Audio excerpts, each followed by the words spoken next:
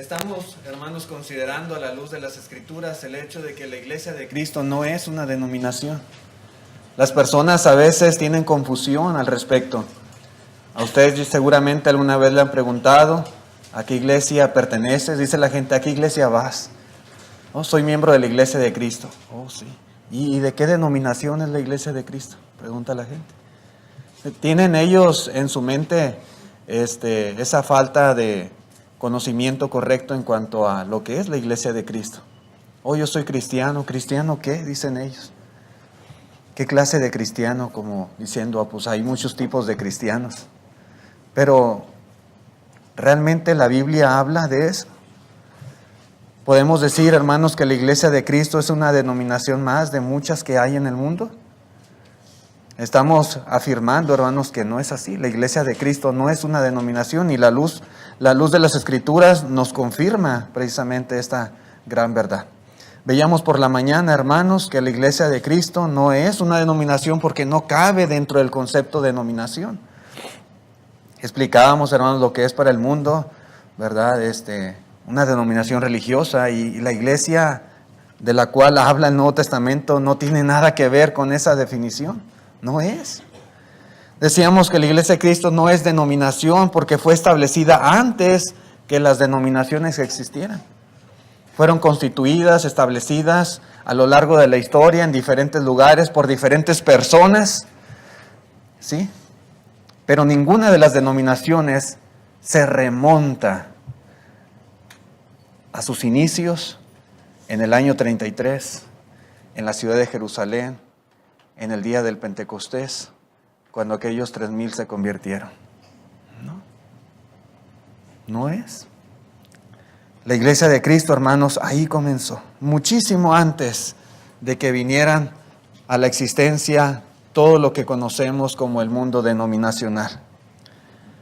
Decíamos que no es una denominación porque de ella se habla en las páginas del Nuevo Testamento.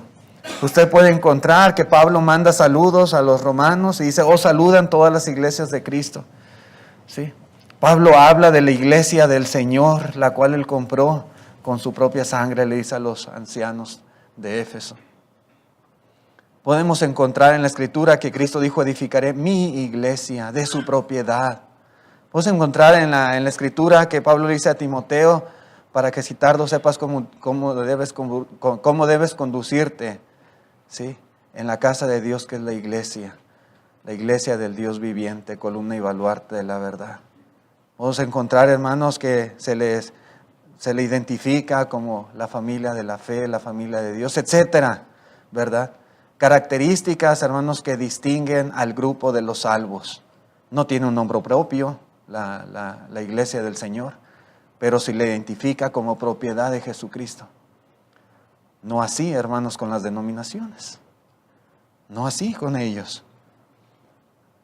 En las páginas del Nuevo Testamento, hermanos, encontramos referencia a la iglesia de Cristo Jesús, pero no de las denominaciones. Usted no va a encontrar ahí ni inferencia siquiera a alguna de las denominaciones que hoy existen. Pero decíamos también que la Iglesia de Cristo no es denominación porque no tiene cabeza de origen humano. ¿Sí? Muchas denominaciones, la gran mayoría, tienen sus cabezas. O una cabeza a nivel internacional, una cabeza universal, o su cuerpo gobernante, o sus dirigentes. La Iglesia de Cristo no tiene tal cosa. La cabeza de la Iglesia es Jesucristo nada más, tal como lo enseña la Escritura. Por eso, hermanos, la iglesia de Cristo no es una denominación. Pero también, hermanos, un punto más que quiero añadir a esta lección. La Iglesia de Cristo no es denominación porque no tiene una organización de origen humano. No la tiene. Las denominaciones sí lo tienen. Las denominaciones que conocemos están muy organizadas con consejos, concilios, juntas, mesas directivas y tienen diferentes grados de niveles jerárquicos en su organización. Sí. Así. Usted analice las denominaciones y por lo general así es. Pero la iglesia de Cristo, hermanos, no tiene tal organización. No la tiene porque no es bíblica. No es bíblica. Lo que Dios estableció como organización para la iglesia, hermanos, es algo simple, algo muy sencillo, algo, hermanos, completamente diferente a la organización humana que muchas veces establecen las denominaciones. Sí, completamente diferente. En la iglesia de Cristo no existe nada de organizaciones regionales, no existe nada de organizaciones nacionales, de organizaciones universales, sino simplemente, hermanos, congregaciones locales. Es lo que nosotros podemos encontrar en la palabra de Dios. La verdadera iglesia de Cristo, hermanos, simplemente está organizada en congregaciones locales. Y estas congregaciones locales son independientes y son autónomas unas de otras. No es, hermanos, un cuerpo gobernante que está controlando todas aquellas congregaciones a nivel nacional, regional o internacional. No es así. No es así como se maneja en la iglesia de Cristo. No es así la enseñanza que encontramos en la palabra de Dios. No hay tal organización. ¿Sí? En la iglesia de Cristo, hermanos, solamente hay congregaciones locales, las cuales son independientes, son autónomas, que cada una tiene sus ancianos, sus diáconos, evangelistas y sus miembros. Esa es la organización que encontramos en la palabra de Dios. Solamente. En la carta a los Filipenses, dice Pablo, capítulo 1, verso 1, dice Pablo y Timoteo, siervos de Jesucristo, a todos los santos en Cristo Jesús, que están en Filipos, ahí en la ciudad de Filipos estaba esta congregación, dice, con los obispos y diáconos. Esta es la organización de la que habla la Escritura en el Nuevo Testamento. No hay más. No hay más.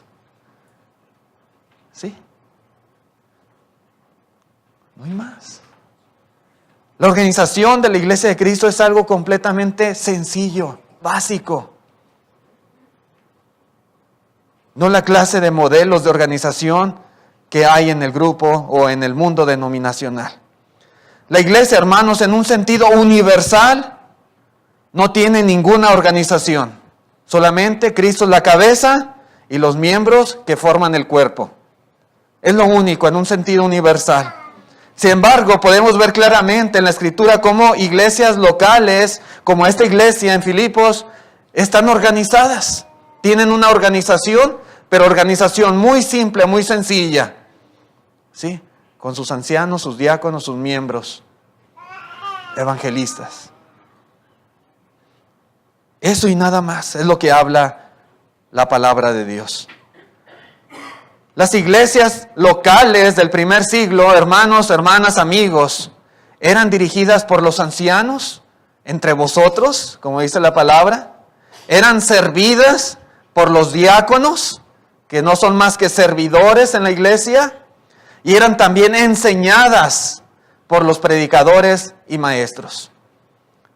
Eso es lo que podemos ver en el ejemplo en el Nuevo Testamento en cuanto a la iglesia. ¿Cómo era la iglesia? ¿Cómo era? Esta es la organización, hermanos. Esta organización no es de origen humano, esta organización es establecida por Dios y únicamente, hermanos, limitada a iglesias locales. Nada más que eso. Congregaciones locales.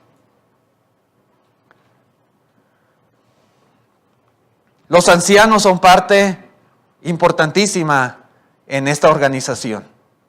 Ancianos. Como dice en Hechos 14, versículo 23, dice, y constituyeron ancianos en cada iglesia. ¿Sí? En cada iglesia. Pablo y Bernabé haciendo este trabajo con los hermanos y ayudándoles a establecer ancianos. Y habiendo orado con ayuno, les encomendaron al Señor, en quien habían creído. Bien importante, hermanos, entender que dentro de esta organización de iglesias locales, la única organización que habla la palabra de Dios, esta sencilla organización, los ancianos, hermanos, los ancianos que debe haber en una iglesia deben ser precisamente eso, pluralidad de ancianos.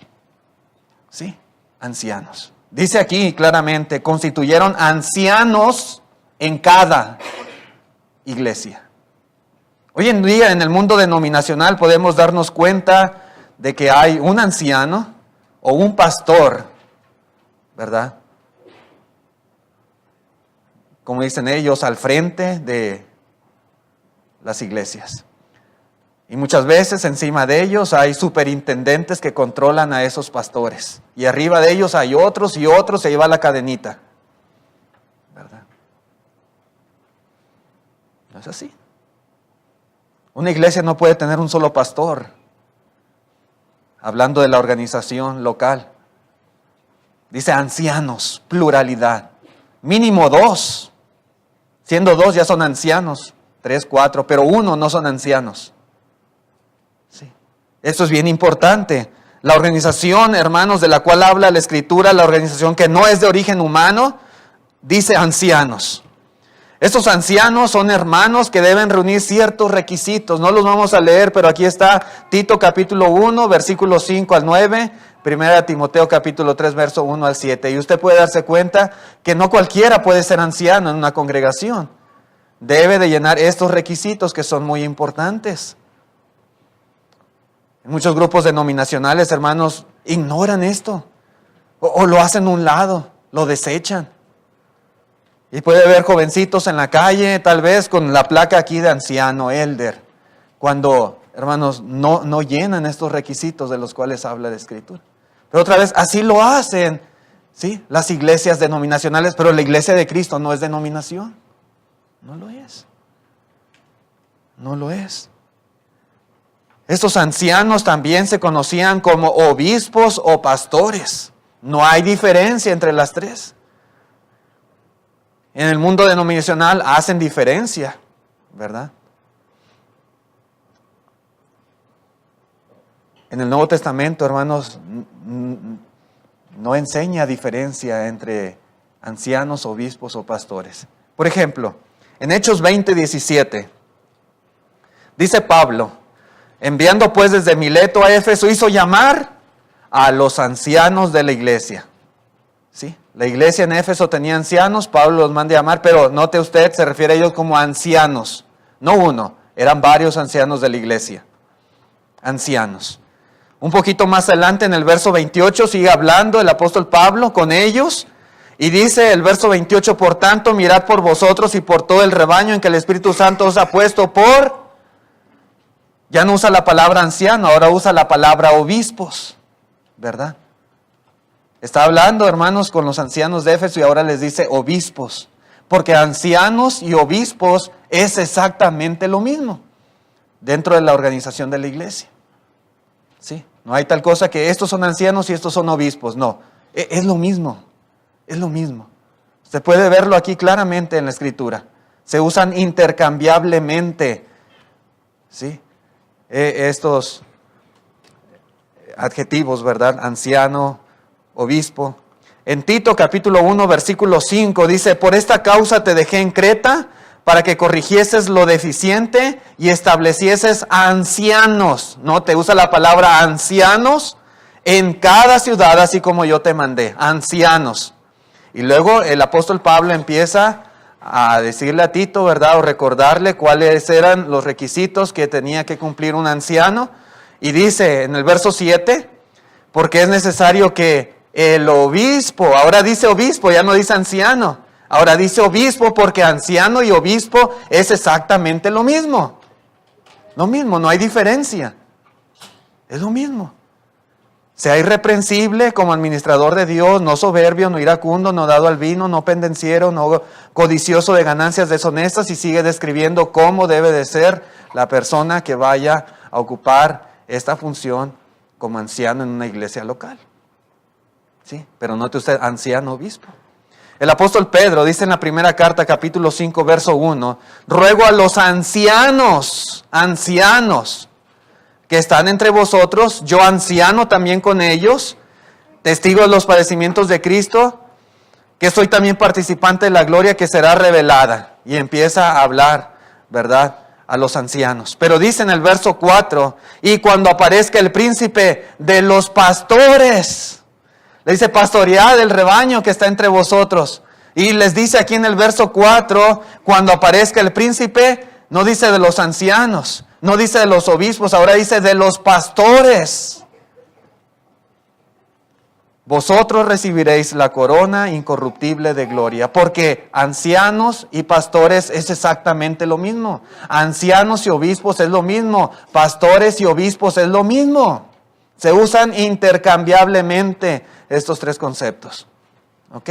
Dentro de la organización de la Iglesia de Cristo, hermanos, una organización no denominacional, esto es lo que la palabra de Dios declara. ¿Sí? Ancianos, pastores u obispos. La autoridad que el Señor les dio, hermanos, está limitada única y exclusivamente a la congregación donde ellos sirven, donde ellos son miembros. Dice otra vez, hermanos, aquí en el versículo 2 de 1 Pedro 5, apacentad la grey que está entre vosotros. No está hablando de aquella grey. Allá la grey de Midland, allá la grey de Pecos, allá la grey en El Paso, en Ojinaga, en San Antonio, en Dallas. No, entre vosotros, dice el apóstol Pedro. Sí, esa es la grey que Dios les ha encomendado.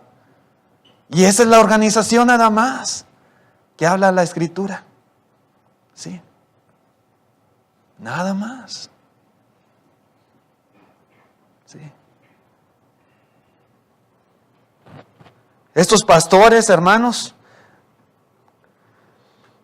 deben fungir como pastores de un rebaño sin tener señorío y siendo ejemplos de la grey. Es lo que dice en el versículo 2 y 3 el apóstol Pedro. ¿Sí? No como señores, como jefes, ¿verdad? Dice aquí, sin tener señorío y siendo ejemplos de la grey.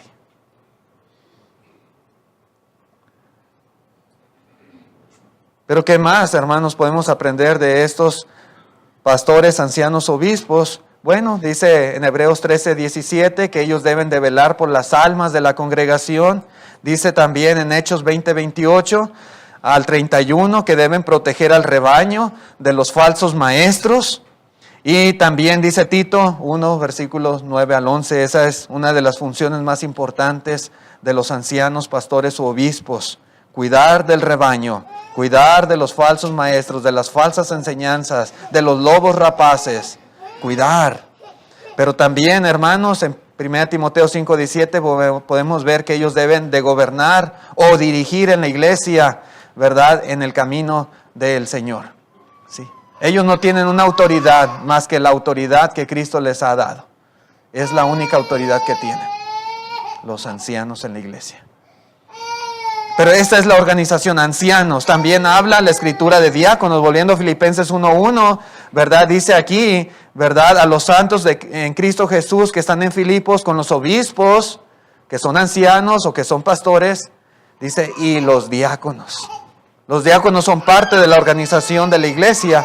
La palabra diácono, hermanos, simplemente quiere decir servidor, servidor.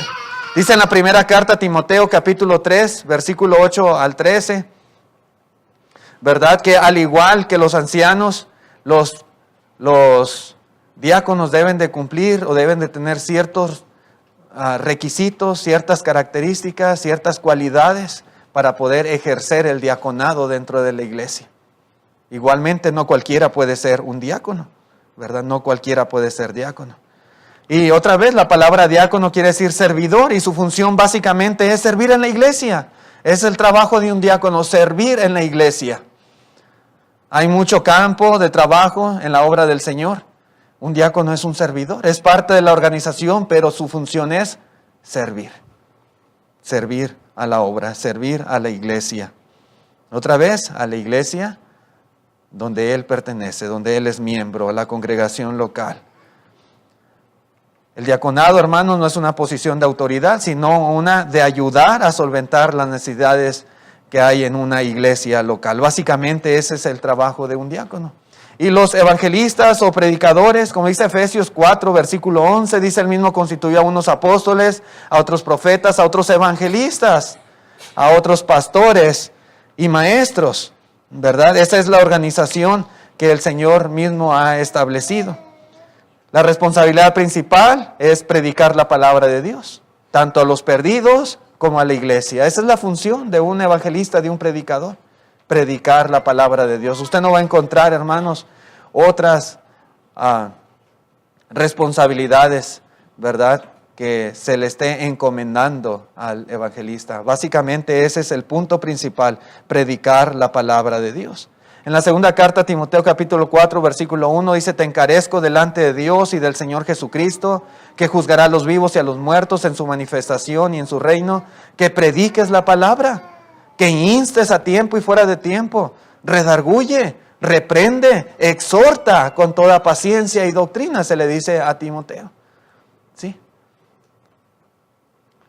Dice también en la primera carta, capítulo 4, verso 16, ten cuidado de ti mismo y de la doctrina. Dice, persiste en ello, persiste. Pues haciendo esto te salvarás a ti mismo y a los que te oyeren. El trabajo de Timoteo implicaba eso, ¿sí? Y tener mucho cuidado de la doctrina del Señor, pero tenía que estarla enseñando constantemente y de eso iba a depender su propia salvación y la salvación de los que van a estar aprendiendo, oyendo, escuchando por boca del evangelista. ¿Verdad? Los predicadores, hermanos, no tienen ninguna autoridad evangelística especial. Su única autoridad es la de predicar y enseñar la palabra de Dios con autoridad, como se le dice aquí a Timoteo. Pero de ahí en fuera no tienen una autoridad especial dentro de una iglesia local. No. Un predicador, hermanos, no es el pastor de la iglesia. A veces confunden, porque en las denominaciones normalmente así es. ¿Sí? Para ellos el predicador es el pastor. A mí a veces me dicen, pastor, yo no soy el pastor de la iglesia. Soy predicador, soy evangelista, pero no ejerzo una posición de autoridad en la congregación, no. Mi trabajo es predicar la palabra, es enseñar la palabra de Dios. Un predicador no es pastor de la iglesia. Un predicador no es el que manda. Sí, porque a veces se tiene esa idea. Es el que manda, es el predicador. No. El predicador no es el que está a cargo de la obra. A veces se oye mucho decir, él es el que está a cargo de la obra. ¿Y dónde dice eso la Escritura? Que es el que está a cargo de la obra. Él enseña, él predica. Sí. Ayuda a corregir las deficiencias, pero no es un concepto correcto decir, él es el que está a cargo de la obra porque él es el predicador.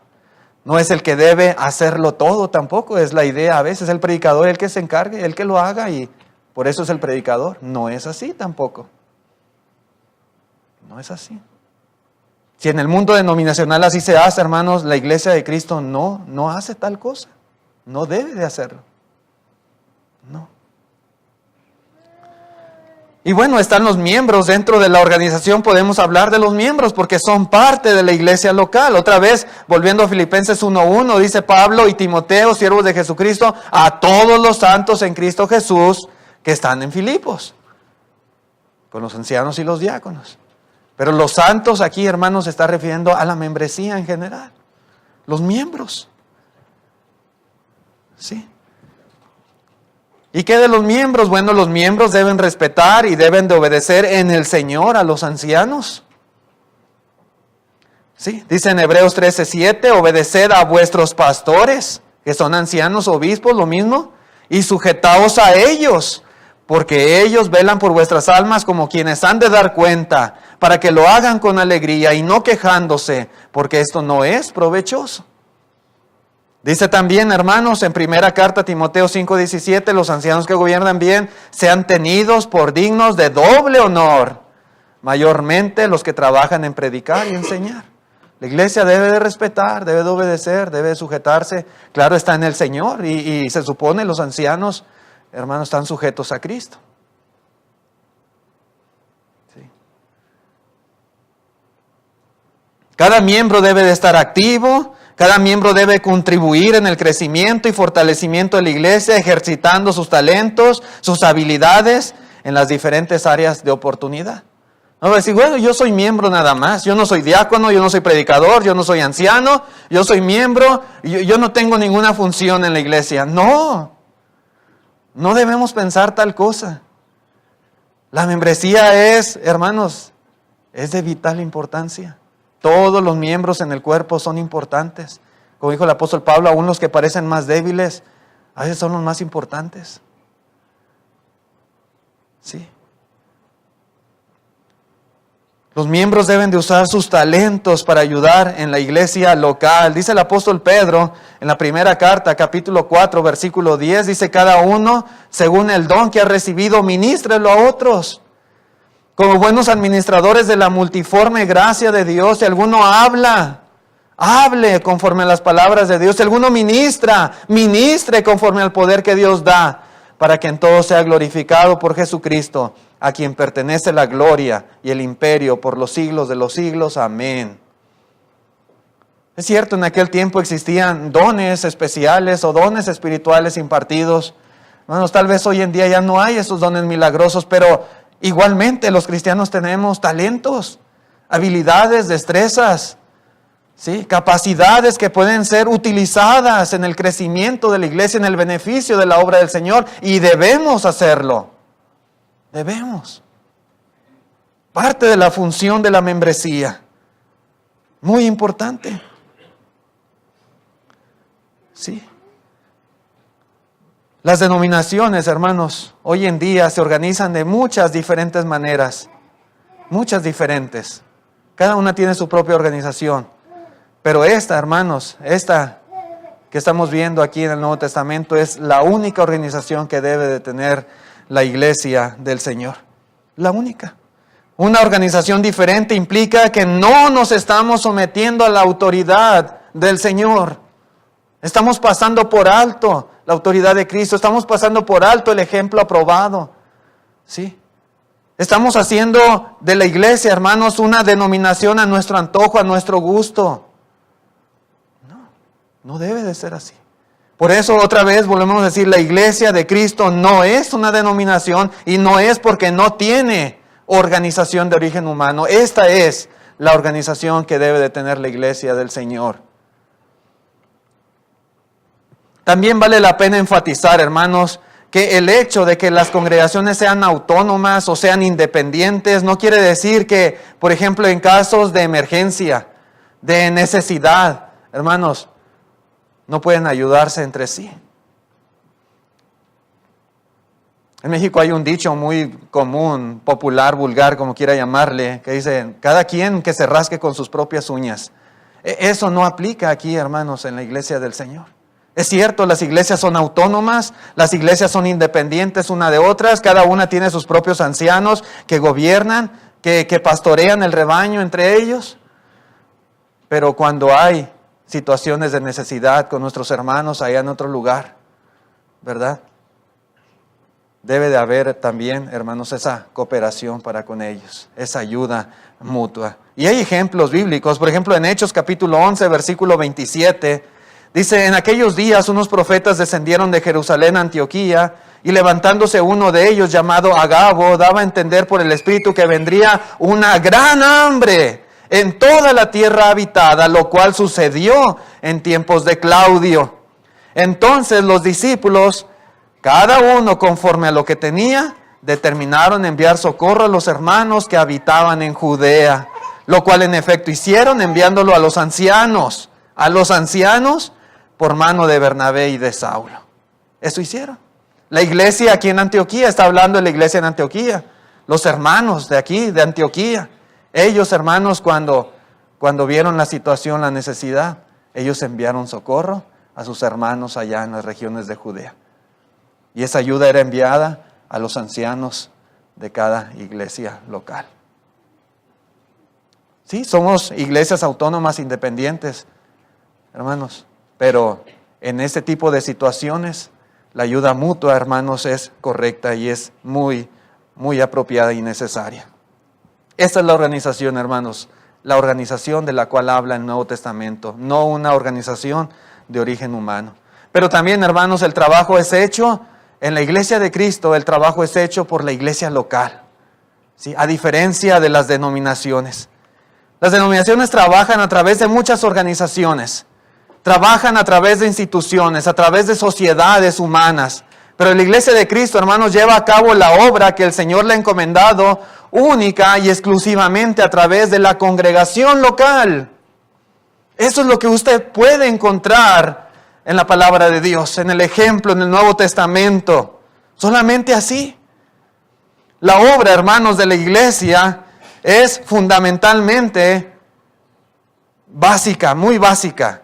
Una es el evangelismo. ¿Sí? La obra de la iglesia es el evangelismo, evangelizar a las personas.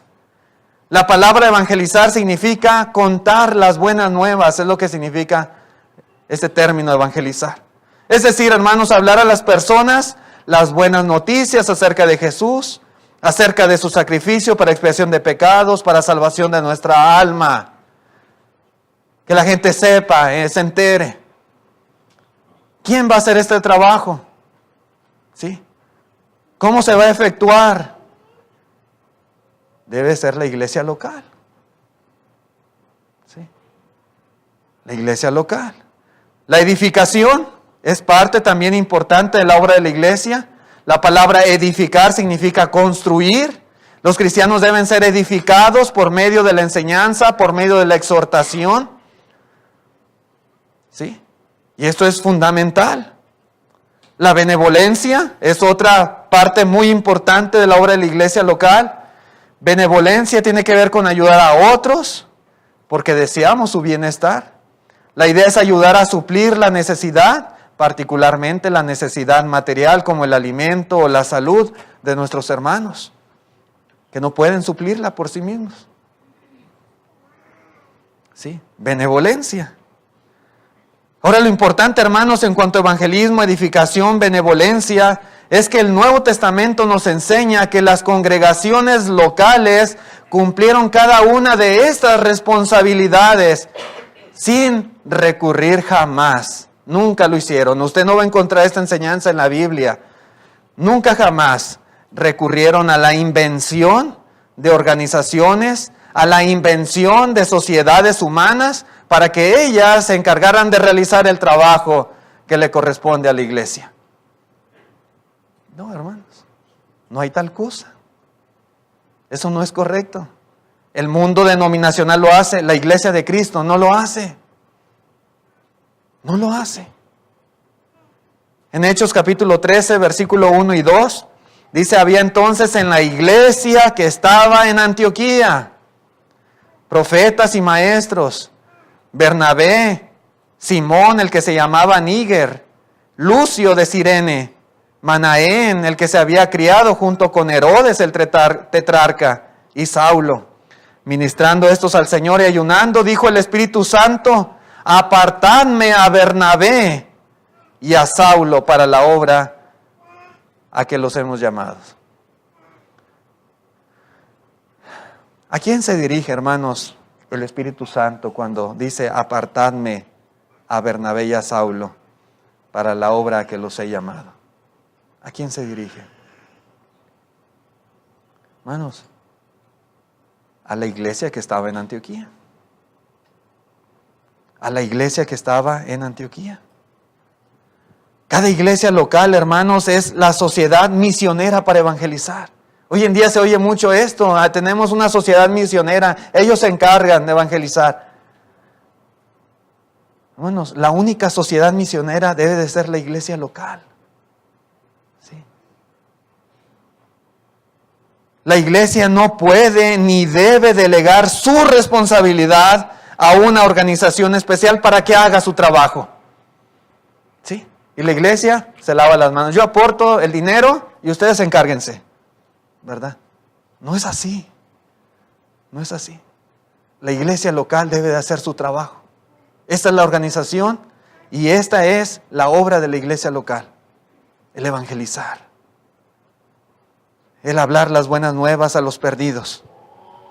En segunda carta a Timoteo capítulo 2, versículo 2, dice Pablo a Timoteo, lo que has oído de mí ante muchos testigos, esto encarga a hombres fieles que sean idóneos para enseñar también a otros.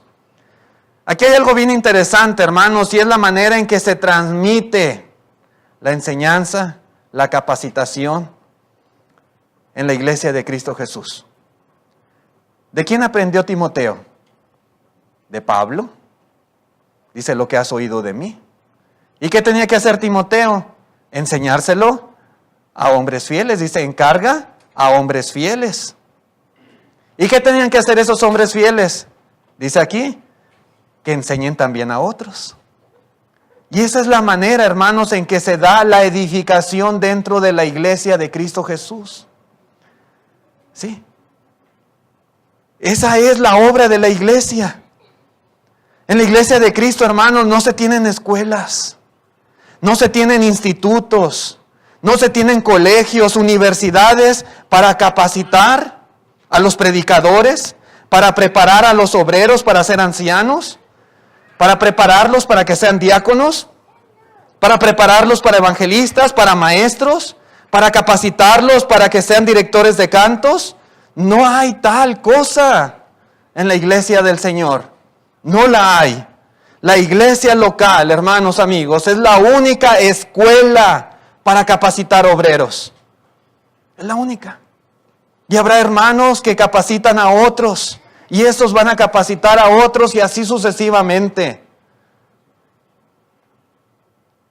Es la iglesia local.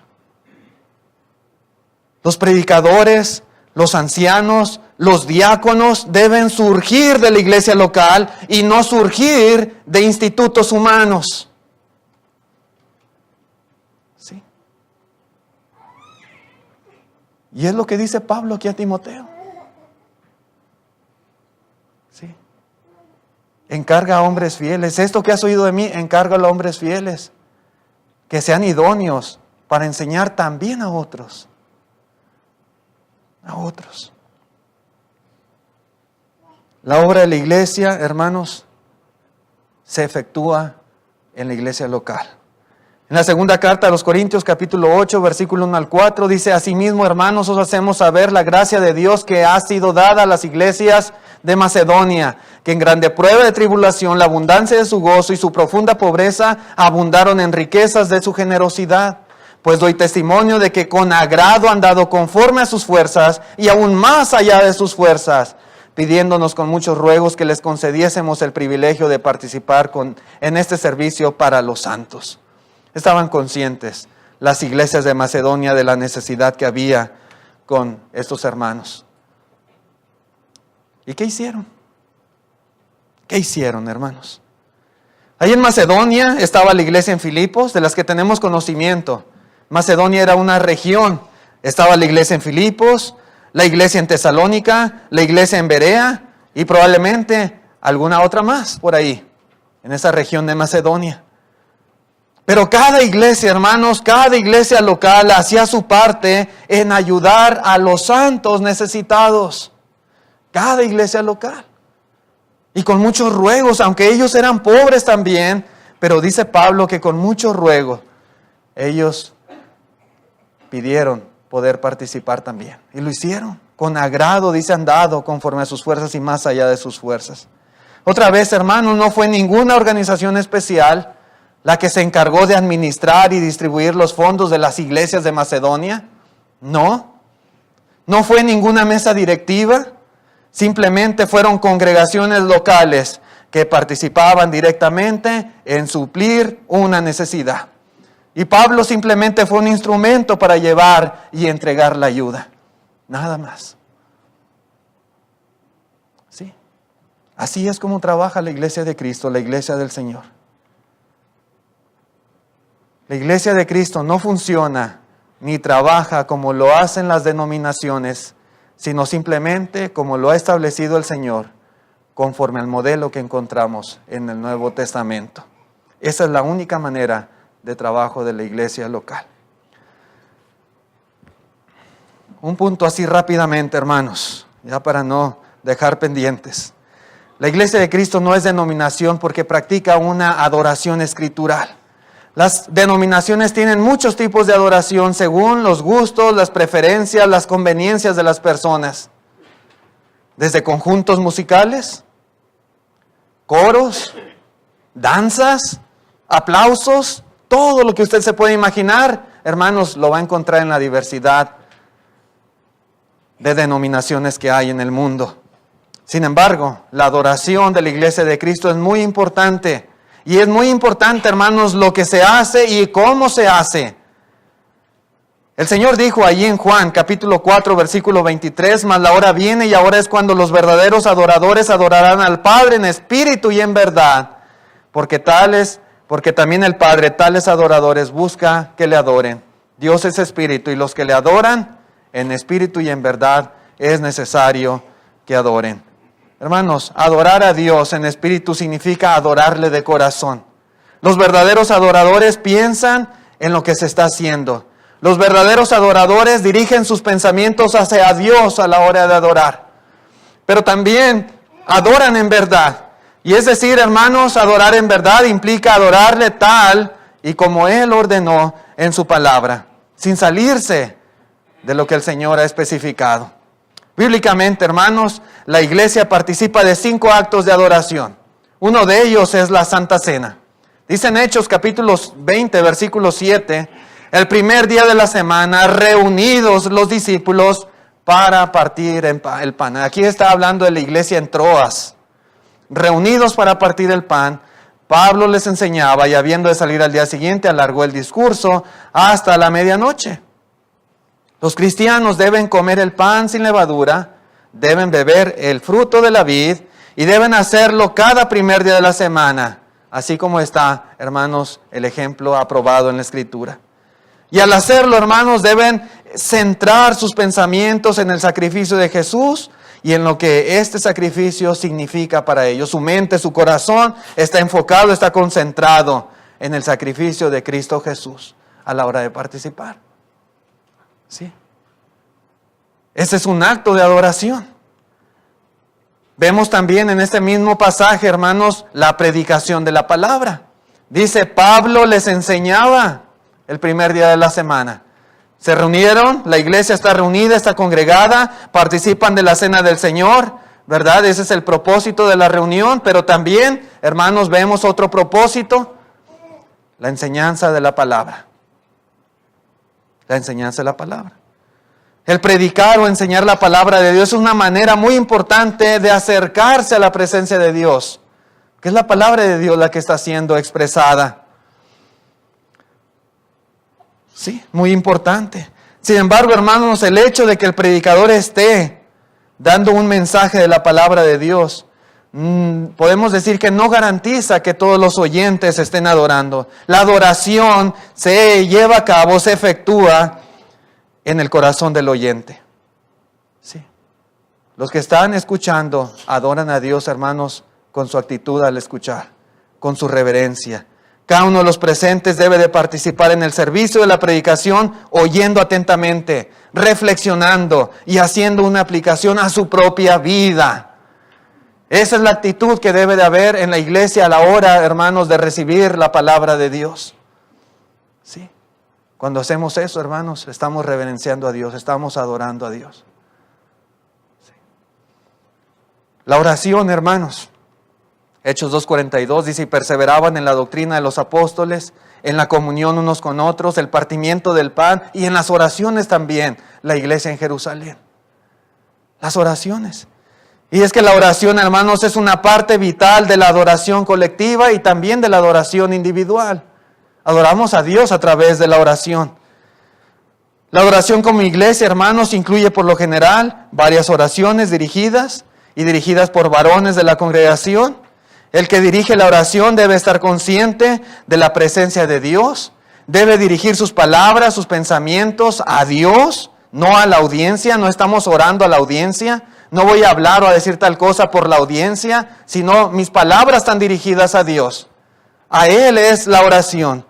Los que están siendo dirigidos deben estar concentrados en la oración, concentrados en sus corazones, para poder decir amén al final, así sea, de una manera sincera, de una manera genuina. ¿Sí? Y la iglesia adora a través de la oración, a través de la ofrenda, como dice Pablo, 1 Corintios 16, 1 y 2, en cuanto a la ofrenda para los santos, haced también vosotros de la manera que ordené en las iglesias de Galacia. Cada primer día de la semana, cada uno de vosotros ponga aparte algo según haya prosperado. Hermanos, a través de la ofrenda, hermanos, es una manera de expresarle a Dios también nuestra gratitud hacia Él. Le adoramos por medio de la ofrenda. Sí.